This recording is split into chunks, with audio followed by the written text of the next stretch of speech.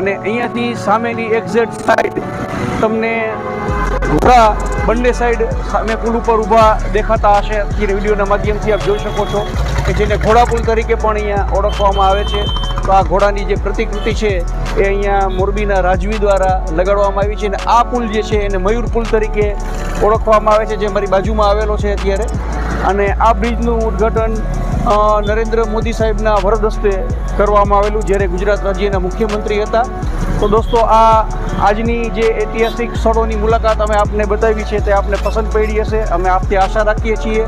અમારા વિડીયોને લાઇક કરશો, અમારી ચેનલ મોરબી સ્ટારને સબસ્ક્રાઈબ કરશો અને વિડીયોને બને તેટલો જાજો ને જાજો શેર કરશો, જેથી કરી મોરબીની આ ઐતિહાસિક વાતો અન્ય લોકો સુધી પહોંચે.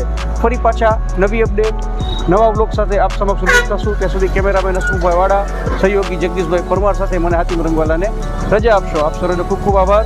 ધન્યવાદ.